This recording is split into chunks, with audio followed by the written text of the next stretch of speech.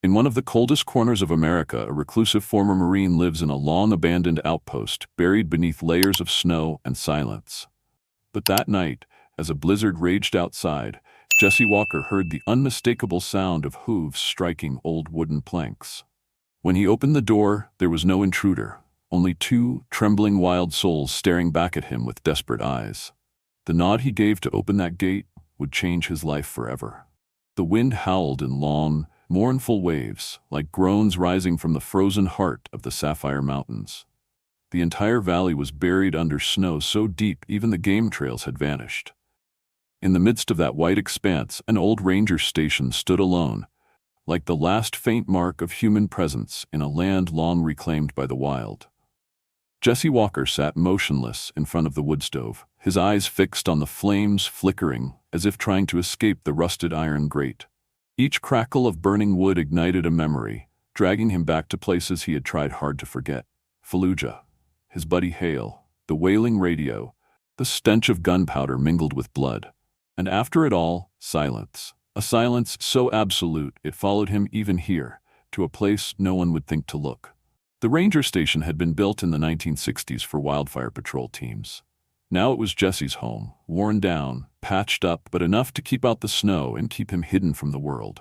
His only companion was Boone, an aging shepherd with a sagging back and a muzzle turned white, though his ears were still sharp as ever. Boone never asked why they were here. He just needed the warmth of the fire and Jesse's rough hand when the snow came down hard. That night, the snow fell thicker than usual. Jesse stirred a fresh pot of coffee while listening to the wind batter the windows like something trying to break in. He wasn't worried. Every winter brought the same. Everything in nature just fought to survive the night. Nothing wanted trouble. Boone lay curled by the fire, breathing steady. Outside, the wind moaned through the trees, punctuated by the sharp snap of distant branches. Then suddenly, a new sound cut through nature's symphony. Footsteps, slow, heavy, and uneven. Jesse lifted his head. Boone reacted first, leaping to his feet, ears pricked, growling low. Someone, or something, was approaching. He walked to the frosted window. Through the blurred sheet of ice, he could barely make out shifting shadows. Wiping a corner clean with his sleeve, he squinted. At first he thought he was imagining things, but then, under the dim porch light, the movement became clear. One large figure, followed by a smaller one, both trembling. Horses. Wild mustangs. His eyes widened. He didn't move, not from fear, but disbelief. Mustangs had long retreated to the southern valleys, far from any human contact. For two of them, one adult and one foal, to come near a human cabin in the middle of a snowstorm, that wasn't instinct. That was desperation. Jesse threw on his coat, shoved his feet into boots, grabbed the storm lantern by the door, and stepped outside. Boone followed like a shadow. The wind slapped him hard in the face. Snow whipped his cheeks like lashes. But Jesse didn't flinch. He hurried toward the western fence, the same one he'd reinforced to keep stray deer from stealing his vegetables. The two figures came into view. A full-grown Mustang, ashen gray, its coat clumped with ice, stood shielding a smaller foal, whose hind legs quivered violently. Their eyes held no panic, only a quiet resignation, like they had exhausted every path and this was their final hope. "Jesus," Jesse murmured. The foal nearly collapsed. He lowered the lantern, trying not to spook them. "Easy there, kids. I'm not here to hurt you." Boone barked once. Jesse placed a hand on his back. "Quiet, boy." He unlatched the gate. The rusted hinge screeched like a cry in the night. The mare, clearly the mother, lifted her head, took a cautious step back, but didn't flee. Jesse walked slowly to the small shed where he kept emergency hay for the rare horseback visitors. He grabbed a bundle of hay, a jug of warm water, and a tin of salve he once used on Boone's old wounds. Approaching them slowly, Jesse knelt, laid the hay on the snow, and stepped back. "I don't know where you came from," he said softly, "but if you chose me, I won't let you die." The mare hesitated, sniffed the hay, then looked up at Jesse, as if to be sure. A second later, she lowered her head and began eating ravenously. The foal couldn't stand, only nudged the hay with its nose. Jesse's heart clenched when he saw the hind leg, likely sprained or worse. He returned to the cabin and came back with an old blanket. Near the warped lean-to in the corner of the yard, he built a makeshift shelter, using tarp, snow stakes, and timber. He placed the hay and warm water nearby. When he turned back, he saw the mare had gently coaxed her foal inside. She looked at Jesse with an expression that said more than any sound ever could. No snorts, no kicking, just a gaze, a silent nod of trust. Jesse stepped back inside and shut the door. Boone had settled down again, but his ears stayed alert. Jesse sat by the fire, exhaling deeply. The storm lantern still glowed through the snow-covered window, casting light on the two wild souls trying to survive in a world humanity had long since abandoned. He looked at his hands, still from the cold, yes, but also from something else. A feeling he hadn't known in years. Responsibility, hope, and a strange fear. Not of horses, but of starting to care again. Outside, the blizzard still raged. But in that moment, between an old cabin and two creatures with nothing left to lose, something shifted. Jesse felt it. From this night on, he was no longer just a man in hiding. And everything had only just begun. Dawn arrived slowly, as if even the sun hesitated to rise over the frozen peaks of the Sapphire Range. The snow kept falling, fine and silent, laying an even whiter coat over everything. Jesse opened the cabin door and stepped outside, coffee steaming in his mug. His eyes went straight to the makeshift lean-to at the edge of the yard. They were still there. Sky. That was the name Jesse had begun whispering in his head, for the mare was standing, her head low, eyes half closed. At her feet lay Ash, the foal, its hind leg still wrapped in a clumsy bandage of cloth, but its chest gently rising and falling beneath a thick blanket. Jesse let out a breath of relief. He approached with a fresh bundle of hay and another jug of warm water. Sky lifted her head as he neared, showing no sign of fear. Her eyes met Jesse's calmly, almost gratefully. The look unsettled him. Maybe he'd gotten too used to distance, from people, from the world he once belonged to. Now, even the gaze of an animal could tilt his heart off balance. "Did you make it through the night okay?" Jesse whispered, knowing full well they wouldn't understand. But with horses, sometimes tone mattered more than words. Boone lumbered out of the cabin, sniffed the snow, then laid down near the lean-to like a retired guard watching over a palace. Watching Sky stand guard over her foal stirred something buried deep in Jesse, a memory long lost beneath years of dust. He was 12, living on a small farm outside Helena. His dad had a gentle mare named Sunshine, a chestnut sweetheart so mild even children could ride her bareback. Jesse used to gallop her across the pasture, laughing like he had wings. That summer, he broke his arm. Sunshine stayed by his side until the ambulance arrived, not moving an inch. His dad called it the loyalty of horses. But Jesse grew up, moved away, left it all behind, including Sunshine. The last he saw of her was in a photo his dad mailed him, with a note that read, "She's still waiting for you." The memory stung. He never went back, not because he didn't miss it, but because he didn't know how to face what he'd left behind. Jesse sat down, back against the lean-to, legs stretched into the snow. Sky flicked an ear, but didn't shy away. Ash lay still, eyes closed. Jesse reached into his coat pocket and pulled out a small tin of ointment, something he used on Boone during his bad joint days. He opened it, squeezed a bit into his palm, and slowly made his way to Ash. Sky craned her neck. Jesse held both hands up, whispering, "Just trying to help." She hesitated a second, then lowered her head again. Jesse knelt beside Ash and gently touched the injured leg. Still swollen, still warm, but not spreading, meaning the infection hadn't taken hold. He began to rub the ointment in, his movements slow and tender as if caring for a child. Ash whimpered faintly. Jesse paused, placed a hand gently on the foal's neck. "Easy now, kiddo, just a little more." Beneath the snow and wind, there was warmth, fragile but real. That afternoon, as he walked back to the cabin to heat some soup, something made Jesse stop in his tracks. Near the edge of the old stable, barely visible in the snow, were footprints. Boots, not hooves, not his own, and not from anyone he knew in these parts. He crouched to inspect them. Deep impressions, toes pointed toward the horse enclosure. Whoever it was had circled the pen 3 times, then disappeared into the tree line. Jesse clenched his jaw. Someone had been here last night. Not a hunter. No one hunted in this weather. And certainly not by accident. That person came for the horses. He rushed inside and pulled his old hunting rifle from under the bed. Loaded. Not full, but enough. He set it by the door and flipped on the radio, cycling through static until he found an open frequency. "This is Echo Station.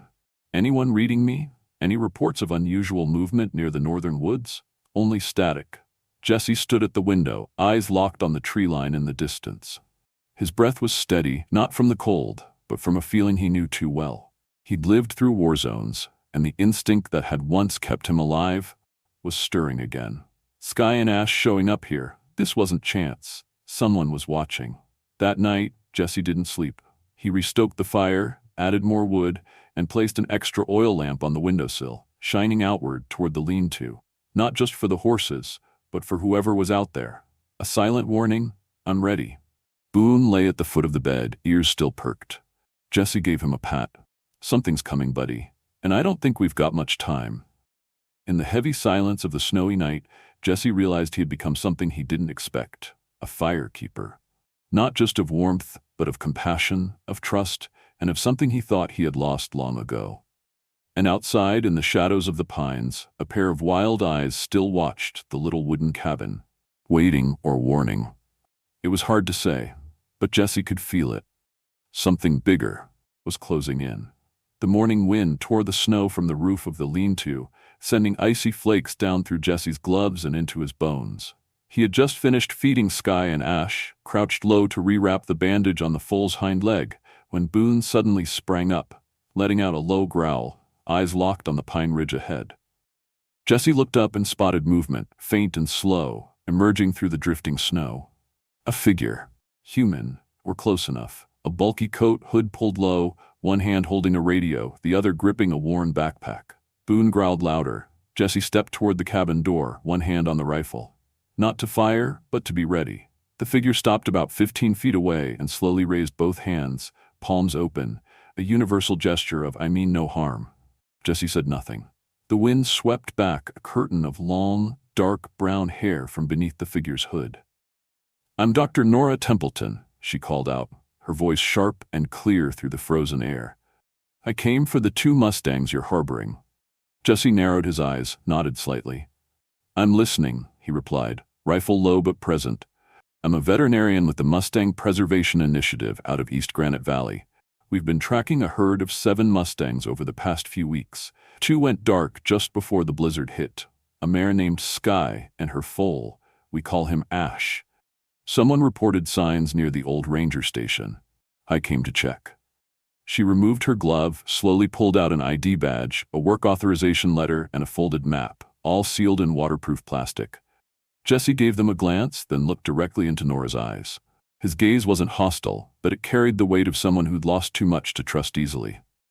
"Come with me," he said finally, and turned toward the lean-to. When Norah saw Sky and Ash, her expression softened instantly. Her voice changed, warmer, quieter. "Ash, oh my God, Ash!" She knelt outside the wooden railing, careful not to get too close.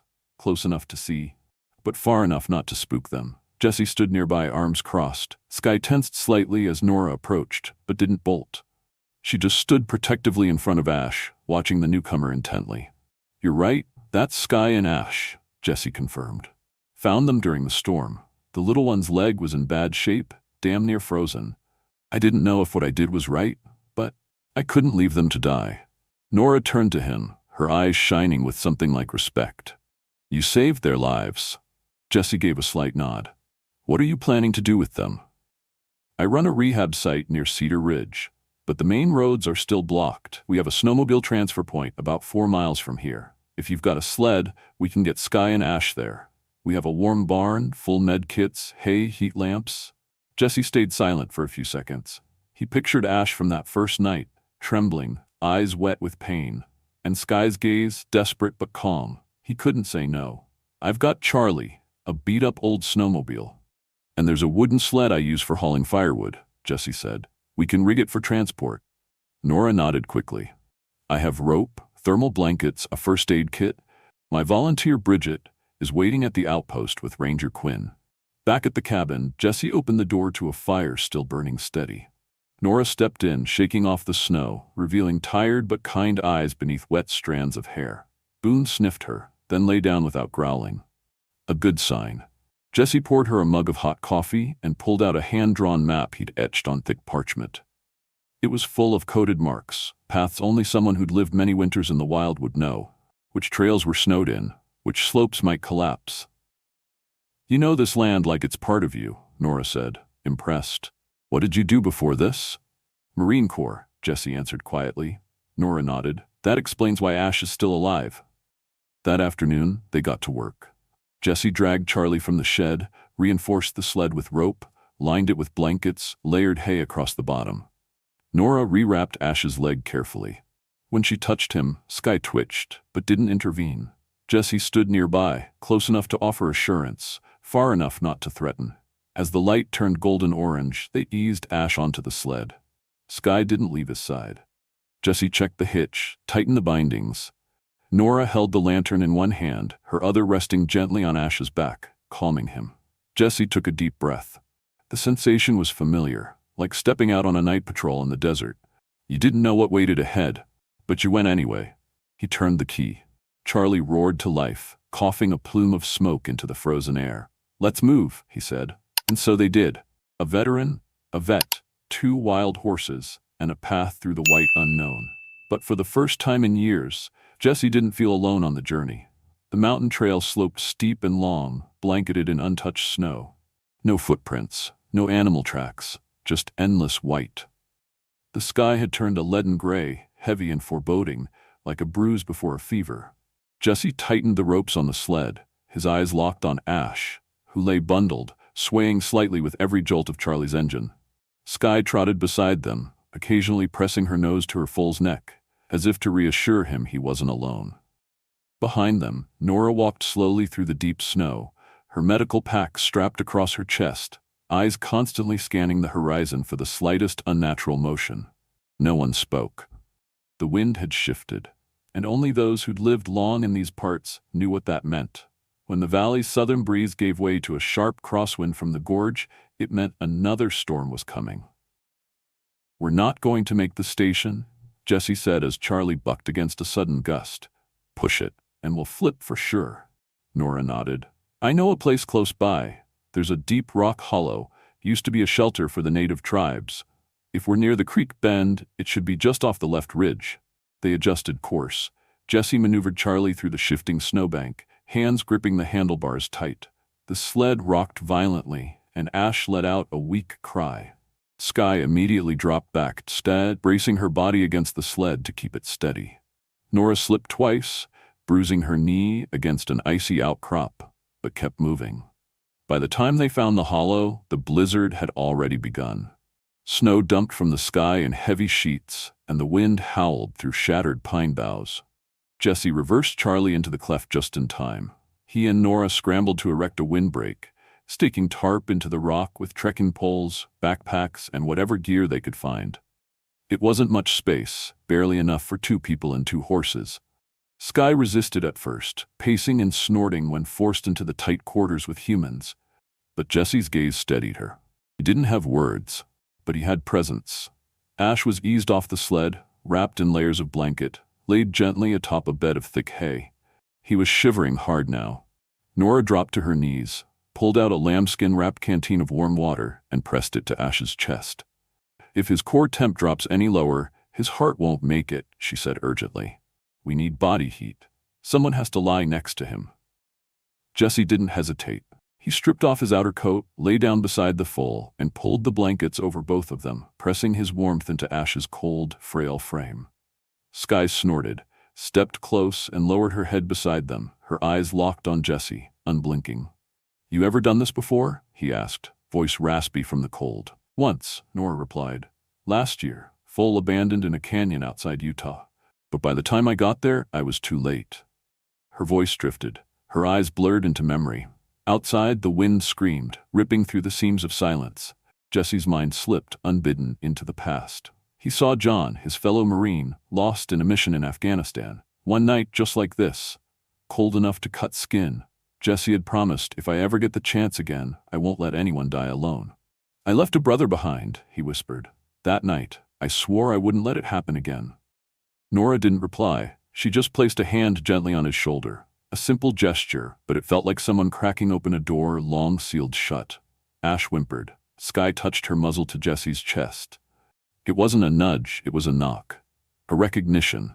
Jesse didn't feel it on his skin, but somewhere deeper, Do you think they understand gratitude? He asked. Yes. Norah answered without hesitation. They don't speak, but they remember, and sometimes they forgive. That night, they took turns keeping watch. Jessie lay beside Ash, radiating warmth. Norah tended the fire, doled out water in sips, hay in handfuls for Sky.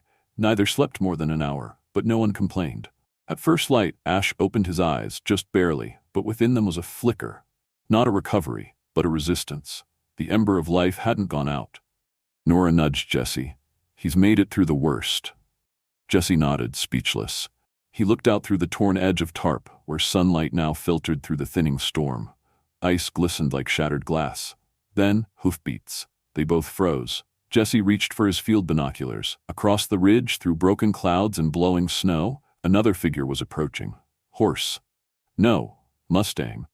This can't be coincidence, Norah breathed. It could be another member of the herd. Jessie tightened the strap of his pack. Then tomorrow, I'll go find out. The morning after the storm dawned like a dream, still clinging to the mountains. Sunlight spread across the jagged stone, glittering over melting ice and frozen pine branches. Jessie stood at the edge of the rock hollow, one hand shielding his eyes, scanning the long shadows stretching toward the valley. The snowfall had stopped, but the cold held on, gnawing at his skin, burrowing into the quiet corners of his thoughts. Inside, Norah was checking Ash's leg again. The foal was more alert now, still down but shifting slightly when touched. Sky remained close, her eyes less guarded, as if she had finally accepted that the fragile circle around her family included these two humans. "You're sure you want to go alone?"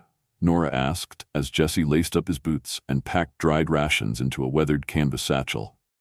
"Yeah," Jessie nodded. "If it's a wild horse, one person is less likely to scare it off. You stay here with Ash. If I'm not back by nightfall, radio the station." Norah said nothing more. Some decisions didn't need discussion, just a look. And in Jessie's eyes, she saw it wasn't curiosity driving him. It was something deeper.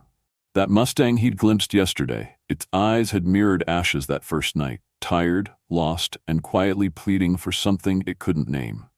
Jessie followed faint tracks left beneath the thinning snow, crossing a shallow ridge and tracing a half-frozen creek beginning to thaw with the sun's slow return.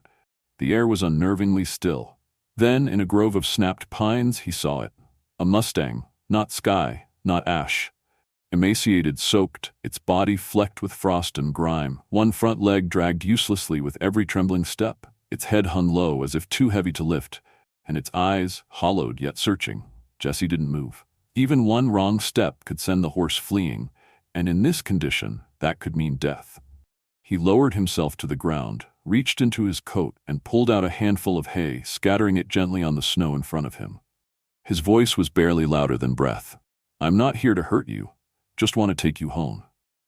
The Mustang hesitated. Its ears flicked, head wavering. It looked at Jessie, not with fear, but with a kind of aching question. "Are you real?" And then, slowly, staggeringly, it stepped forward. One step, then another. It collapsed, tried again. Jessie didn't move, barely breathed. 20 steps had never felt so long. When the Mustang was within reach, Jessie lifted his radio. "Norah, I've found a third. It's in bad shape. Emaciated, injured front leg, freezing, requests support." Her reply crackled in almost immediately. "Sending Quinn now. Hang tight." An hour later, Ranger Quinn arrived, his beard frosted, eyes sharp and steady. He pulled a second sled, already padded with blankets, hay, and a weatherproof cover. "Jessie," he greeted simply, "heard the story. You did good." They didn't waste words. Together they coaxed the Mustang, too weak to resist, onto the sled. It didn't fight, didn't panic, just exhaled like smoke in the cold. And its eyes never left Jessie. The return took nearly 2 hours. When Norah spotted them from the ridge, she ran to open the gate. Suddenly, Sky rose. Ash, still weak, pushed himself to his feet, all 4 legs trembling. When the third Mustang came into view, a sound burst from both of them. A long, echoing whinny, chests heaving with effort. Sky stomped her hoof and called out. Ash staggered, but added his voice. Jessie shivered. "They know him." "That's Flame," Norah said after a stunned pause. "Absolutely, from Sky's herd. He had a tracker implanted 2 years ago. We lost his signal in the first storm." When Flame was lowered from the sled, Sky rushed forward, pressing her muzzle to his forehead in a gesture that needed no translation. Ash leaned against his side, shivering. Flame didn't neigh. didn't move. But his eyes, for the first time, they lit up. Not with strength, but with life. A circle formed. 3 wild souls who had somehow found their way back to one another through storm, pain, and near death. And Jesse knew he was witnessing something sacred. Norah stood quietly. Quinn nodded once, slowly. Jesse stepped back, his hand unconsciously clutching a strip of cloth from Ash's old bandage still tucked in his pocket. For a long while, nothing moved. There were no words, no past, no snowstorm. Just 3 mustangs, 3 hearts pulsing in the snow, as if nothing had ever broken them apart. The wind howled once more through the mountain pass, screaming like a warning from nature itself. I am not done with you. The sky turned a sickly gray, dark and bruised like the skin before a fever sets in. Jesse stood beside the newly reinforced shelter, fists clenched around the rope as he secured the tarp against the mounting gusts. Across the yard, Ranger Quinn was driving stakes into the snow, his weathered hands moving with the certainty of a man born into the cold. They had barely made it back with Flame before the Weather Service issued a new alert. Another storm was coming. Stronger, colder, and with little warning. Winds expected to top 70 miles per hour by midnight, Norah said, stepping out from the supply tent, holding up an old radio, her expression tight. Temperatures could drop below -20. If Flame weakens again, his heart might not hold. Jesse looked back toward the enclosure. The 3 Mustangs had been corralled into a crude windbreak cobbled together from scrap wood, canvas, and snow stakes. Ash lay in the middle, pressed to Sky's side. Flame remained on his own, breathing raggedly. They had added more blankets, more fire, but even that might only buy them hours. Bridget, the red-haired volunteer from Iowa, tiptoed into the pen with another warm water bottle. She poured it gently over Flame's back, trying to keep his core temperature stable. Under the flicker of a lantern, her eyes were rimmed red, not from wind, but from holding back emotion. He's not eating. His heartbeat's weak, she said, her voice trembling. We're not letting him die here, Jesse said, his tone low but unwavering. There was something sharp in his eyes, not anger, but resolve. He had lost too many brothers already. He wasn't losing this one. They took shifts through the night. Jesse and Quinn kept the fires burning and reinforced the shelter through howling winds from 8 p.m. to midnight. After that, Norah and Bridget took over. But Jesse didn't sleep. He sat beside Flame, one hand gently resting on the colt's narrow shoulder. The horse's skin was rough, bones sharp beneath the coat, but there, beneath it all, still beat a stubborn, fragile life. The storm hit in full around 1 a.m. The shelter groaned under the pressure. Poles rattled, ropes shrieked. Jesse got up, checked each anchor. Then a sound tore through the gale, the sound of hooves thrashing, desperate and chaotic. Flame was seizing. Jesse rushed to the pen. Ash was terrified, bucking against the makeshift wall. Sky stood between them, eyes wild with fear. Jesse dropped to his knees beside Flame, whose body was twitching, struggling to breathe. Flame, he called, placing his hand on the colt's forehead. It felt like ice. Norah came running, medical bag already open. He's gone hypothermic, she said. If he drops another degree, we'll lose him. You got a stimulant? Something to kick his heart? I do, but if it's too weak, it might shock him into cardiac arrest. Jesse didn't hesitate.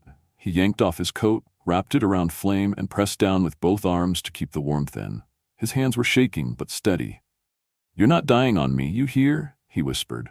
I already lost a brother in the cold, but not this time. Not again. His voice cracked. But in the flicker of lantern light, Flame opened his eyes. Not wide, not bright, but enough. Just a crack. Enough for Jesse to see that spark was still in there. You pulled me out of it, didn't you? Jesse whispered again, smiling faintly. Good boy.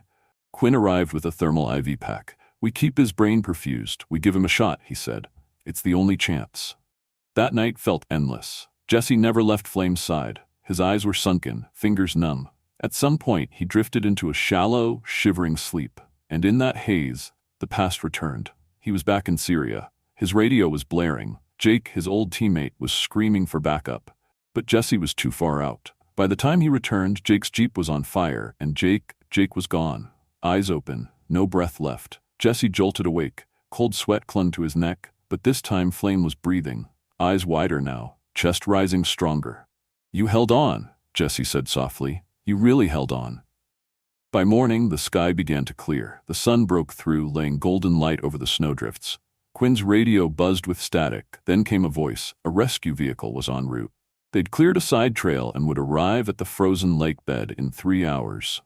Jesse stood, rubbed Flame's shoulder. "We've got a shot." Norah and Bridget prepared supplies, medical wraps, transport blankets, harnesses.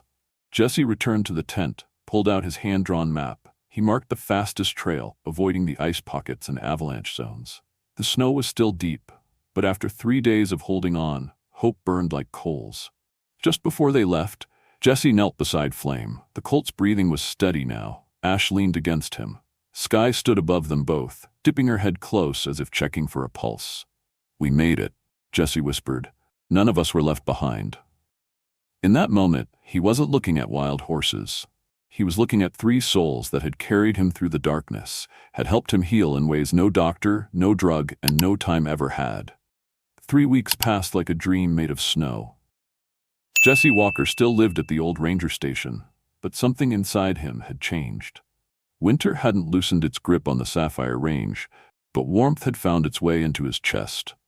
That morning, a small package arrived, delivered by a patrolling ranger from Elkhorn Creek Mustang Recovery Center. A humble box, but it carried enough weight to melt the last of the ice wrapped around Jesse's heart. Inside the cardboard was a handwritten letter from Norah, some recovery notes, and 3 glossy photos. Jesse stared at them in silence. The first showed Sky, proud and strong, trotting along a fenced path inside a sunny rehabilitation pasture. The second captured Ash, now standing on all fours, his dark brown coat gleaming under the afternoon light. No more signs of injury. No trace of the desperate foal Jesse had once found on the brink of death. And then the final photo. Jesse's hands trembled as he held it. Flame, once a starved, frost-bitten shadow, now stood tall. Muscles filled out, shoulders square, his back arched like a drawn bow. Eyes sharp and bright beneath the open sky. A warrior returned from the edge. Beneath the photo, in Norah's tidy handwriting, was a single line. "They're ready for freedom, and we want you there when the gate opens." Jesse folded the letter and held it between his palms as if it might vanish if he let go. His heart beat faster, not out of nerves, but from something he hadn't felt in years. The knowledge that someone out there was waiting for him. That morning, he packed light. Boone, his loyal old dog, followed each step. As Jesse strapped down his pack, Boone wagged his tail gently, as if to say, "This time, we're not going to find. We're going to say goodbye." They set out while the fog still clung to the pines. Jesse rode Charlie, the same snowmobile he had used to rescue Sky and Ash, cutting across the old trail that had once been swallowed by blizzard. The wind still stung. The snow still whispered. But in his chest, there was only warmth. He wasn't escaping the past anymore. He was returning, to close a chapter written in frost and fire. At the edge of Elkhorn's forest, the rehab center came into view. A cluster of wooden barns with white fences curling along the ridge. A small team waited for him. Norah stepped out from the house with its tin roof glinting in the morning sun. She wore the same patched coat as before, but her face was lighter. Her eyes brighter. "Good to see you, Jesse," she said, her voice grounded and soft. "Wasn't sure you'd come." "Well," Jesse said, smiling slightly, "then you don't know me as well as you think. I owe them a proper farewell." She led him to the main pasture. There, resting in the pale sun, were the 3 Mustangs. Sky lifted her head first, ears twitching. Flame tapped a hoof softly against the ground. Ash let out a gentle snort and stepped toward the gate. "They recognize you," Norah whispered. "They know." Jesse didn't answer. He simply reached a hand from his coat pocket and opened his palm, just as he'd done that first night in the snow. Ash approached and pressed his head into Jesse's hand. His coat was soft now, warm, no more brittle chill, no more shaking. "Attaboy," Jesse murmured, voice roughened by wind, or maybe memory. That afternoon, the gate was opened. The pasture stretched into the Beartooth foothills, wild land untouched by fences where wind ran free and Sky had no end. The same land the herd once called home. Sky stepped out first. At the trailhead, she paused, turned, and looked back at Jesse. It wasn't a look of gratitude. It was something more. A farewell between souls who had walked through fire together. Ash followed close behind, his stride clean and strong. Then Flame, slower but sure. When he reached the center of the field, he stopped, turned, and tossed his head toward Jesse, as if to say, "I remember." Then the three reunited, broke into a gallop, free, unbroken, and whole. A breeze kicked up, sending snow spinning in the air. The three Mustangs became silhouettes, swallowed by the horizon, folded into land, into sky, into a dream that no longer needed a name. Jesse stood for a long time. Norah joined him, quietly placing a hand on his shoulder. "We kept our promise," she said, "to all 4 lives." "4?" Jesse asked, glancing at her. "Sky, ash, flame, and you," she replied, eyes gentle. "You were saved, too." Jesse said nothing. He turned toward the barn. In his pocket he felt something, soft, frayed. Ash's old bandage. He slipped it into his chest pocket, where his heart beat slow and sure, and for the first time in years, at peace. Boone trotted up beside him, tail swaying. Jesse bent down, scratched behind the dog's ears, and looked up at the sky turning indigo above the mountains. "They got a second chance," he whispered. "And so did I." If you believe that some wild creatures were born to touch the human soul, drop a 1 in the comments below. If you've ever witnessed a moment of rebirth that transcended all language, type 0. And if Jesse, Sky, Ash, and Flame's journey made you realize that sometimes we're the ones being saved when we choose to save another, hit subscribe so you won't miss the next story, where freedom, trust, and life are always told through the eyes of those who cannot be tamed.